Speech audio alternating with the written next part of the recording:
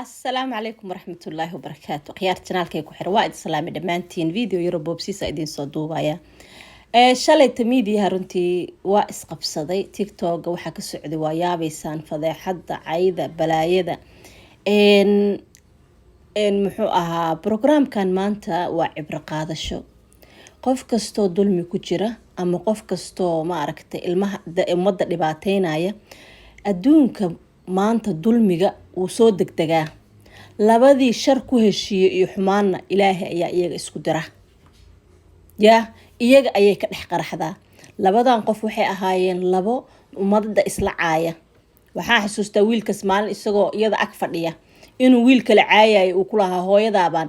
Ethiopia ku fuulfuuli jir waana ag fadhida waa u qoslaysay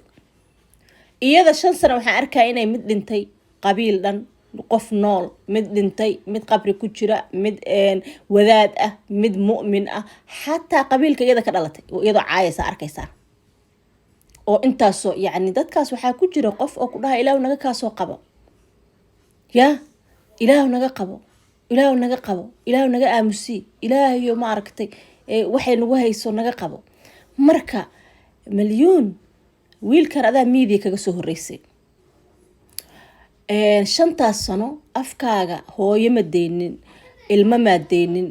wiil ma deynin gabar ma deynin fadeexad ayaa 5 sano ku dhex jirtay iyo qaylo wax wanaaga adoo ku hadlayn nolosheeda ma arag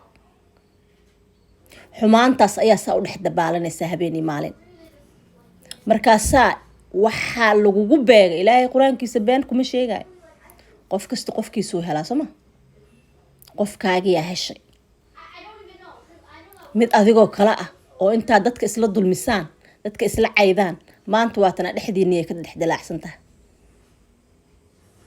ilma saanay ilma wacay lagu dhalay ilma kanay gabar baa sidanay gabar baa kanay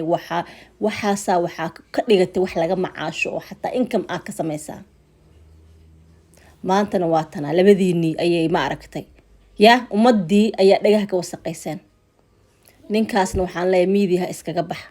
wadaad baan ahaa waxba sheegaysa wadaadnimadaadi ku noqo koleysaan kuma fiyoobid adigana 10 tan ha ku noqotee laba ragcado inta tukatid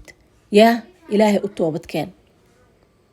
waxaana iskaga dhex bax fadeexadii adduunka ugu weynada maanta ku haysata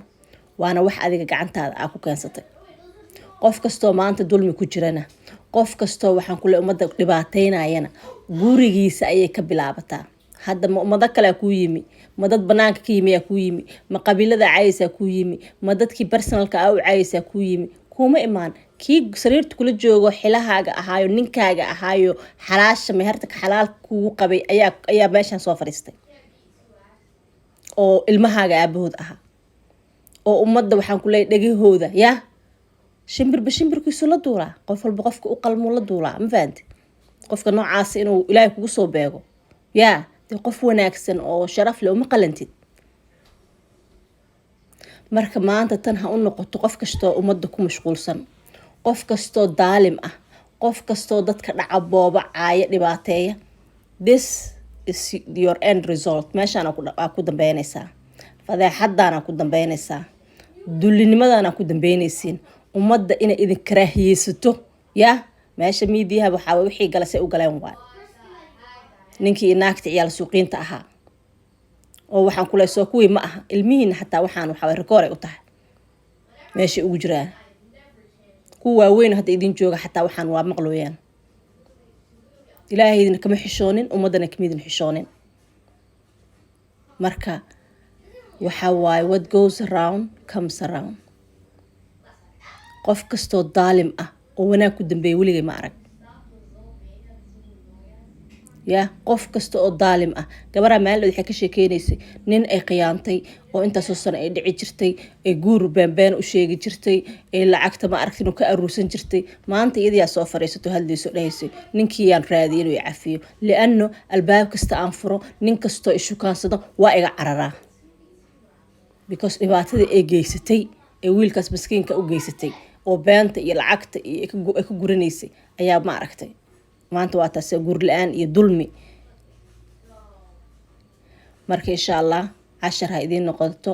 waxbaha qaylqaylinina waxbaha isku dayin hebelaan difaaca labadan qof laba qof la difaaci kara ma aha waa isleeyihiin waa absolute waa isku qalmaan ma fahamte waa isku qalmaan waa dameer iyo labadiisii daan maal dhihi jira waa qashin qub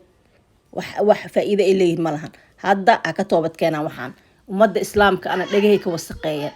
subxaan allah